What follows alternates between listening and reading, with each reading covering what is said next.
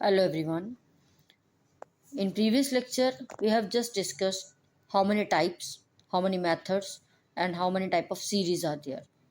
Means कितनी तरह की सीरीज होती है, कितने फॉर्मूलाज होते हैं, हमने सिर्फ उनके नाम डिस्कस किए थे.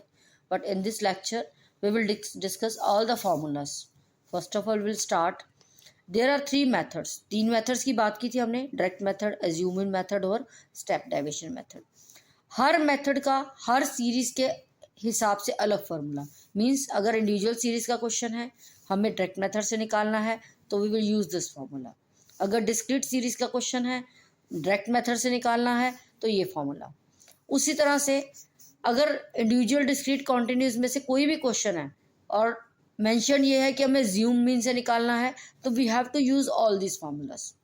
फॉर एग्जांपल यहाँ पे एज्यूम मीन के साथ निकालने का formula a plus summation D upon N. A की मतलब क्या होता है, डी का मतलब क्या है, मीन्स प्रैक्टिकल में हम इसको कैसे निकालेंगे, और एन का मतलब क्या, ये सारी चीज़ें डिटेल में इस टेबल में मेंशन की गई हैं. उसी तरह ये स्टेप डेविएशन मेथड, यहाँ पे डी का मीनिंग कुछ और होगा, यहाँ पे कुछ और होगा, यहाँ पे कुछ और होगा.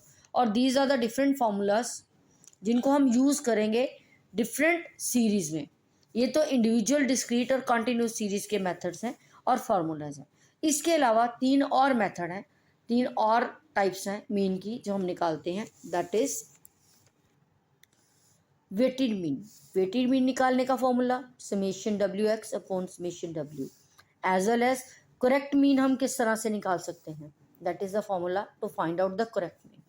And one thing more, last but not least, combined mean. Combined mean निकालना हो उसके लिए फॉर्मूला क्या होगा, n1 x bar 1 plus n2 x bar 2 n1 plus n2. अब इन दोनों के बीच में कोई साइन नहीं है, इट मीन्स ये दोनों आपस में क्या होंगे, multiply. This is the formula of combined mean. All these are the formulas that is related to chapter mean. So all of you must note down all these formulas. Then in next lecture we will solve the question time wise, term wise, series wise and method wise. Keep watching.